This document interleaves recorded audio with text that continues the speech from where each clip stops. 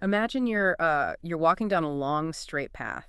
You know exactly where you are heading. Right, your pace is totally set. Exactly. Your pace is set. And suddenly, someone steps up right beside you. They don't push you. They don't, throw a roadblock in your way or yell at you to stop. They don't use any force at all. None. They just loop their arm through yours, smile really warmly, and gently lean their weight against you, just a fraction of an inch. And it is so subtle, you almost don't even register it as a shift in your trajectory. Right. But to keep from bumping shoulders or just to keep the peace, you adjust your footing. A millimeter here, a millimeter there. Yeah, you alter your stride just to accommodate their leaning. And an hour later, you look up and you are miles away from your destination. You are lost and you are completely, inexplicably exhausted. Oh, and I think the most maddening part is the optics of it. Yes, the optics. Because if you try to complain about what just happened, you end up sounding completely unreasonable. I mean, if anyone else was watching from the outside, all they saw was someone walking arm in arm with you. They just saw a picture of support. Exactly, they saw a friend. Well, welcome to the invisible, incredibly frustrating world of what the source text we are exploring today calls soft coercion. It's such a perfect term for it. It really is. Today, we are taking a deep dive into an essay titled, "They Do Not Own the Day." And I promise you, if you have ever felt just entirely drained by someone else's relentless kindness or felt like you were losing your mind trying to defend a simple decision to someone who just wouldn't drop it. You are about to have a major aha moment. Oh, absolutely. We are exploring a highly specific, very subtle form of exhaustion today, one that does not come from being attacked, but from being slowly, deliberately redirected. Yeah, the text unpacks the mechanics of soft coercion by really dissecting what it truly means to hold a boundary against pressure that never once raises its voice. Which is so tricky because it completely avoids the traditional markers of force, right? Right. I mean, most conversations we have about coercion, they focus on ultimatums or threats or just obvious loud Well, domination. cinematic bad guy stuff. Exactly. But soft coercion operates on a totally different frequency. And that is exactly what makes it so hard to identify when you are actually in the middle of it. So our mission today is to unpack how to reclaim your day, your body, and your voice from these invisible intrusions. Because it is a profound kind of theft, even if it comes wrapped in a beautiful bow. It really is a theft. Okay, let's unpack this. Because if this exhaustion is so hard to pinpoint, we really need to understand the invisible architecture that creates it. Like, how does soft coercion actually function if it isn't using force? Well, it relies heavily on repetition, on reframing, and crucially, on using emotional warmth as leverage. Warmth as leverage. That's so wild. Yeah, because the goal of soft coercion isn't to force your compliance. Forcing compliance creates obvious, loud resistance. Right. If I tell you that you must do something, you immediately have something concrete to push back against. Exactly. Instead, soft coercion aims to create conditions where your compliance simply begins to feel like the safest, most natural, and least disruptive outcome available. So it's not a battering ram breaking down the door. I was actually trying to think of a good way to visualize this. What did you come up with? Well, it reminds me less of water eroding a rock and more of like a smartphone. Okay, smartphone, walk me through that. It's not someone smashing your screen with a hammer. It's a background app. Constantly tracking your location, downloading updates, draining your battery while the screen is completely off. Well, that is a perfect analogy. Right. You don't know why your phone keeps dying by 2 p.m. You just know you have literally no power left. And that background drain is exactly what the text calls the return. The return. Yeah, it's the persistence that outlasts your resistance. The person applying the pressure doesn't overpower you. They just remain present. They circle back. Right. They circle back. They ask again in a slightly different way. They linger until fighting back becomes exponentially more exhausting than simply giving in. Okay, wait. I need to push back here for a second, though. Sure. If someone is genuinely just trying to be nice, checking to see if I need help or offering alternatives because they care, aren't I just being overly sensitive by calling that a violation or coercion? I hear that a lot. I mean, we are supposed to look out for each other, right? That is the exact trap the text highlights, actually. And it's a vital distinction. The person doing this often genuinely believes they are helping. They think they are the good guy. Totally. They might be acting from sincere affection, from concern, or from a deeply held belief that they somehow know what you need better than you do. Right, the classic I know best mentality. But the author makes an incredibly sharp point here, which is that intent and impact are not the same thing. Intent and impact. Yes, and the impact is what the other person has to live inside. Wow. The impact is what you have to live inside. That phrasing is just, it's so heavy.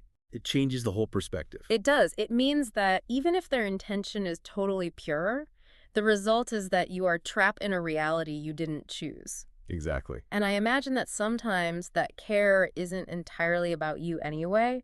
Like, it feels like sometimes people overfunction or overcare to soothe their own anxieties about not being in control of a situation. Oh, absolutely. We will definitely see how that need for control surfaces later, but for now, just recognize how this dynamic forces you into the bizarre position of having to justify why something that looks like care actually feels like a massive intrusion. Yeah, you end up sounding like the villain for pushing away a warm blanket. Even if that blanket is slowly suffocating you in the middle of summer. Exactly. But, okay, if I'm so exhausted by this, why don't I just walk away? Like, what is happening in my body and mind that traps me in this cycle? What's fascinating here is how this dynamic specifically weaponizes the concept of a boundary. Weaponizes it. Yeah. It creates a very specific psychological wound when a boundary isn't outright rejected, but is instead treated as merely the starting position in a negotiation. The negotiation. Yeah. Oh, man. This is where we need to ground this in everyday reality, because I feel like this happens all the time. All the time. Think about this scenario, right? You tell a friend or a family member, hey, I can't make it to dinner tonight. I'm just too wiped out. Very common boundary. Right. And instead of saying, okay, rest up, they say, oh, no problem. We can push it to 8 p.m. so you have time to nap. Right. The pivot. Yes. And you say, no, really, I'm just too tired to go out. So they pivot again. Well, I'll just bring the food to your place. You won't have to lift a finger. We can eat in sweatpants. Notice what is happening in that exchange, though. It's exhausting just saying it. When a no is met with that kind of relentless, cheerful problem solving, or when it's softened around and reapproached through a different emotional tone, the message you receive is not, I respect your no. No, definitely not. The underlying message is, your no is just a logistical hurdle that I'm willing to work through. Here's where it gets really interesting, because in our culture, we are taught that patience is an ultimate virtue, you know? Oh, absolutely. We praise people who don't give up. But the text shows how patience can be completely weaponized. It traps the person setting the boundary. It really does. Like in that dinner scenario, you aren't being aggressively denied your boundary. You are just required to hold it, defend it, and explain it over and over again. Against an atmosphere that keeps quietly suggesting you're being silly for needing it. Yes.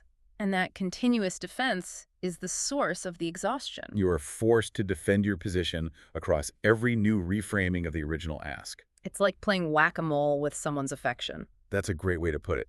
And the text makes a vital observation about the long-term effects of this. Over time, this exhaustion can look to outsiders, and even to the coercer, like softening. Like you're giving in. It looks like openness. It looks like you are finally coming around to their way of thinking. But you aren't coming around. You are just tired.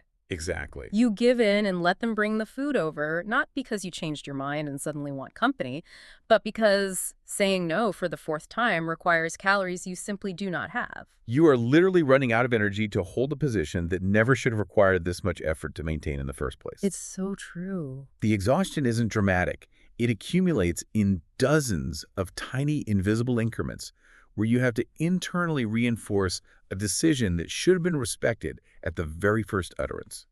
So let's look at what happens when you decide you aren't going to give in. Okay. When you decide you are going to hold the line, no matter how many times they reframe the question, the dynamic shifts again, doesn't it? It does.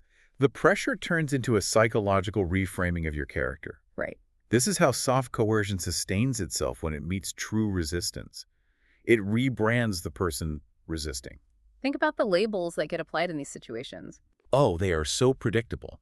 If you hold a boundary clearly against soft pressure, you are called rigid. Rigid. If you hold it repeatedly, because they keep testing it, you're suddenly labeled difficult. Okay, let's unpack this. Because if they use warmth and they are smiling and offering to bring the food over, and you still say no, suddenly you are cold. Right. If they frame their boundary pushing as deep concern for your well-being and you ask for space, you are ungrateful. It is just infuriating how quickly the script flips. It effectively relocates the problem entirely. How do you mean? Well, the problem is no longer the dynamic that keeps testing the boundary.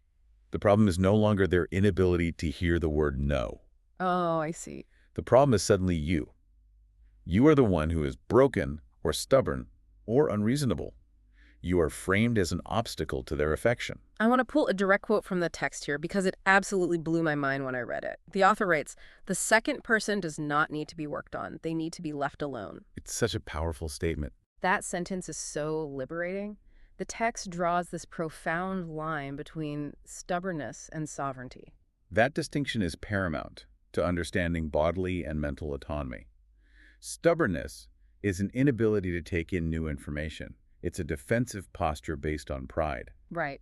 Digging your heels in just to be right. Exactly. Sovereignty, on the other hand, is simply knowing yourself. Declining to be redirected doesn't mean you are unreachable or closed-minded. But society constantly confuses the two. We confuse someone knowing exactly what they want with them being closed-minded. Yes. It's as if we collectively believe that if someone truly listened to us, if they really heard our excellent arguments, they would naturally agree with us. Right, because obviously we are right. Exactly. And if they don't agree, it must mean they just haven't been worked on enough yet. But there is a massive difference between someone who can't hear anything and someone who has heard everything, considered it fully, and arrived at the exact same answer.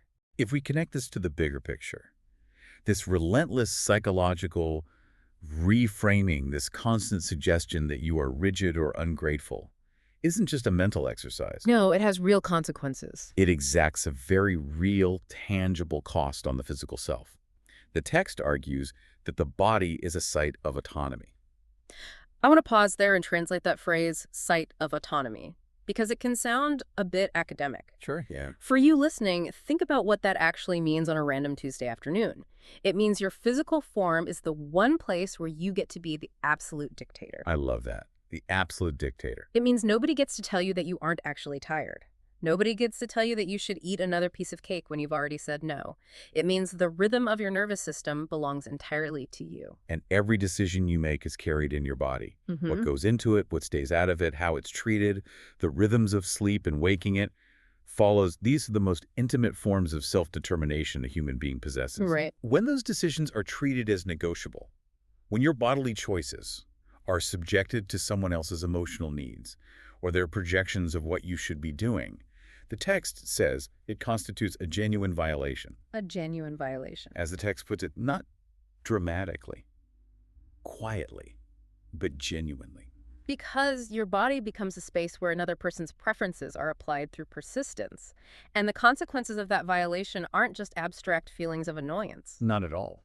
I was reading that section on the literal costs required to recover from this, and it blew my mind. It's sobering. The author mentions physical, emotional, and financial resources needed to return to a baseline. And I immediately thought about how many times I've ordered expensive takeout just because I was too mentally drained from a quote-unquote polite boundary argument with a relative to cook a meal. That is so relatable. Is that the kind of invisible tax the author means? That is a perfect example of the hidden costs. Think about what it actually takes to reclaim your nervous system's baseline when someone else's agenda has been normalized inside your life. It takes a lot. The cognitive dissonance of feeling violated by someone who claims to be helping you physically burns calories. It puts your nervous system into overdrive. Because your brain is confused. Exactly. You are simultaneously trying to process their kindness while your body is registering a threat to its autonomy. Which explains the physical and emotional exhaustion. You are literally fighting a two-front war inside your own head. And that leads directly to the financial tax you mentioned. The takeout. The takeout. Or it might mean spending money to physically remove yourself from a shared space, like booking a hotel room during a family visit, just to have guaranteed silence. Oh, yes. I know so many people who do that. It might mean paying for convenience foods or cleaning services because your executive function is entirely depleted from defending your boundaries. Wow. Or consider the financial cost of therapy required to untangle this specific type of subtle manipulation. You are expending your own hard-earned resources to repair a baseline that was altered without your full and willing consent. It's like paying a tax just to exist as yourself in the presence of this person. Exactly. That is staggering when you lay it out like that. It's the actual cost of having your embodied autonomy treated as something less than absolute. Which makes it so critical that we understand how to identify the alternative. Right, because if soft coercion and weaponized patience and treating no as a temporary obstacle are the architecture of exhaustion, what does true respect actually look like? The text uses a very specific word for it, stillness. Stillness. Stillness around a boundary. To understand it, it's vital to first understand what respecting a boundary is not. Okay. It is not merely tolerating it while making sure the other person knows you're unhappy about it. Right. It's not waiting for it to expire, like Yeah. you're checking a watch. And it is certainly not staying close and quiet, hoping that mere proximity will eventually do what persuasion could not. You know what comes to mind? But The passive-aggressive acceptance. When you say, I need to be alone, and they say, okay, fine. But then they spend the next hour loudly doing dishes and sighing in the kitchen. oh, the sighing. That is not stillness. Far from it. That is a performance designed to make you feel the weight of their displeasure, hoping you will rescind the boundary to relieve the tension. So what is real stillness? Real respect, true stillness, means the boundary changes nothing about the engagement, except that the specific thing asked not to be done is simply not done. Full stop. The text is so clear on this. There is no residual emotional weight. None. There is no performance of disappointment. There's no sighing, no lingering looks, no patient waiting for you to see the light. And critically, there's no monitoring the person for signs that they might be relaxing the boundary. That's huge. The position is accepted as final, complete, and permanent, unless the person holding the boundary chooses to revisit it entirely on their own terms. Which means the other person has to deal with their own feelings. Yes. It requires the person receiving the no to manage their own emotions about it, rather than outsourcing that emotional management back to the person who set the boundary. So what does this all mean? For you, listening right now, it brings us to the ultimate declaration of the text. They do not own the day.